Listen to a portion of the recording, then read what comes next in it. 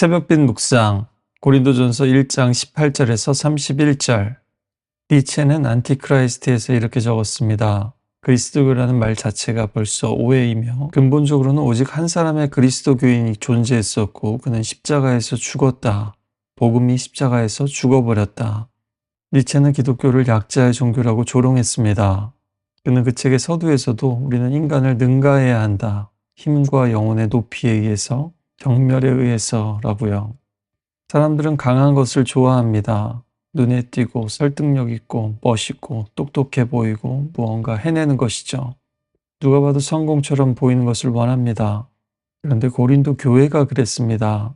그들은 예수를 믿었지만 여전히 고린도 사회의 성공 문법을 그대로 따라가고 있었습니다. 바울은 그 근본적인 문제가 결국 십자가를 어떻게 보느냐에 있다라고 말합니다. 십자가의 도가 멸망하는 자에게는 미련한 것이요 구원을 얻는 우리에게는 하나님의 능력이라.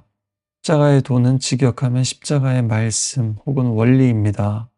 예수님 앞에서 또 예수님의 말씀 앞에서 사람들의 반응이 늘 갈렸듯이 예수님의 십자가 앞에서도 그랬습니다. 같은 십자가인데 어떤 사람은 거기서 아무것도 발견하지 못하고 어떤 사람은 거기서 생명을 발견합니다. 어떤 사람은 거기서 실패를 보고 어떤 사람은 거기서 하나님의 구원을, 능력을 봅니다. 십자가에 대한 반응은 그냥 호불호의 문제가 아니라 사람이 어떤 길 위에 있는지, 어디를 향해 가고 있는지를 드러냅니다. 멸망을 향해 가는지, 구원을 향해 가는지요. 하나님의 능력도 하나님의 지혜도 우리가 기대하는 방식으로 나타나지 않습니다.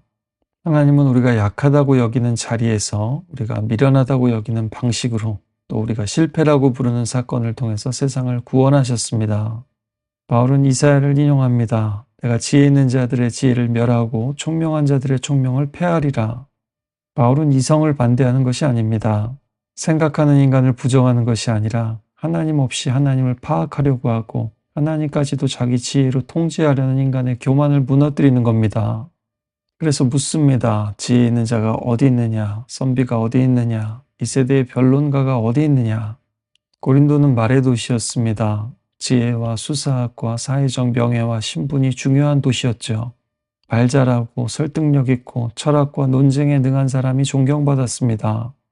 이것은 단순히 말재주가 아니라 사회적 상승의 도구였고 명예의 기술이었습니다.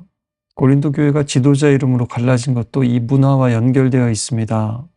그들은 복음을 들었지만 여전히 세상의 평가와 기준을 가지고 듣고 있었던 겁니다. 누가 더 세련됐는가, 설득력 있는가, 누가 더 있어 보이는가 하면서요. 그러나 바울은 그 도시 한복판에 십자가를 다시 세웁니다. 사람의 지혜도 대단합니다. 사람들을 감탄시키고 설득할 수 있습니다. 또 사람들의 체계는 구분하고 정리하고 질서를 잡을 수도 있죠. 그러나 사람의 지혜는 죄인을 의롭게 하지는 못합니다. 사람의 총명은 죽음을 넘어가게 하지도 못합니다. 사람의 강함은 잃어버린 영혼을 살려내지 못합니다. 그래서 하나님은 사람의 지혜가 아니라 전도에 미련한 것, 그 십자가의 복음을 통해서 믿는 자들을 구원하기를 기뻐하셨습니다. 여기서 전도는 전도 행위가 미련하다는 뜻이 아닙니다. 선포되는 메시지, 그 십자가의 복음이 세상의 눈에 미련하게 보인다는 뜻이죠. 그래서 십자가는 인간 지혜의 한계이고 또한 종말입니다. 바울은 또한 유대인은 표적을 구하고 헬라인은 지혜를 구하는데 우리는 십자가에 못 박힌 그리스도를 전한다고 합니다. 그런데 이 십자가 복음이 이방인에게는 미련한 것이고 오직 부르심을 받은 사람들에게는 유대인이나 헬라인이나 그리스도인은 하나님의 능력이고 지혜라고 합니다. 유대인이 표적을 구하는 것은 이상한 게 아닙니다. 아브라함의 때부터 하나님께서는 능력으로 늘 그들을 구원하셨고요. 출애굽과 광야의 기적 속에서 그들의 신앙이 견고하게 섰습니다. 하나님께서 표적을 통해서 자신을 드러내셨는데 표적을 구하는 것이 무엇이 문제일까요? 문제는 하나님이 내가 원하는 방식, 알아볼 수 있는 방식, 납득할 수 있는 방식으로 일해야 한다라는 그 생각입니다. 그러나 십자가에 달린 메시아는 유대인에게 거리끼는 것이었죠. 신명기에서 나무 아래 달린 자는 하나님께 저주받았다라고 했습니다. 따라서 이건 그들에게 걸림돌이 되었습니다. 하나님께 저주받은 자는 메시아가 될 수 없을 테니까요. 그들은 하늘에서 내려오는 구원자를 원했습니다. 또 그래서 십자가에서 내려오라고 조롱했죠. 고난과 죽음 속에서 내려오지 않는 메시아는 능력 없는 메시아고 이해할 수 없는 메시아입니다. 그러나 예수님은 능력이 없어서 내려오지 못하신 것이 아닙니다. 사랑하셨기 때문에 내려오지 않으셨던 거죠. 자기 자신을 스스로 구원하지 않으심으로써 우리를 구원하셨습니다. 기적을 행하신 그리스도는 십자가에 못 박힌 그리스도를 통해서만 온전히 이해됩니다. 십자가를 모르면 기적도 오해하게 됩니다. 십자가를 모르면 능력도 우상이 돼버립니다. 십자가를 모르면 하나님을 믿는다고 하면서도 결국 힘의 하나님, 승리의 하나님, 내 편이 되는 하나님만 찾게 됩니다. 그러나 십자가의 하나님은 약함과 대속의 하나님입니다. 자신의 희생과 헌신, 그 사랑으로 우리를 구원하시는 하나님이십니다. 유대인이 표적을 구했다면 헬라인은 지혜를 구했습니다. 논리적으로 정교하고 철학적으로 세련되고 지적으로 만족스러운 설명을 찾았습니다. 그들의 구원자는 고상하고 보편적인 원리를 설명할 수 있어야 했습니다. 그러나 로마 세계에서 십자가는 가장 수치스럽고 잔혹한 처형 방식이었습니다. 노예와 반역자와 최하층 범죄자의 처형 도구였습니다. 그러니 십자가에 달린 사람을 주와 구원자로 전한다는 것은 헬라 사람들의 눈에는 미련한 일이었습니다. 지금도 아는 것이 힘이라고 하는 세상입니다. 지식과 지혜가 많다는 것은 자기 운명과 미래를 다루고 통제할 능력을 가지고 있다는 뜻이죠. 이것이야말로 돈이 되고 힘이 되는 세상이죠. 겸손하게 배우고 성실하게 노력하는 것을 누가 뭐라고 하겠습니까? 그러나 십자가에 달린 그리스도 앞에서 우리의 지식과 노력과 성공의 의미가 달라집니다. 십자가는 우리가 믿어온 돈과 능력과 지식과 신념이 우리를 구원할 수 없다는 사실을 드러내니까요. 같은 책에서 니체의 이 말은 옳습니다.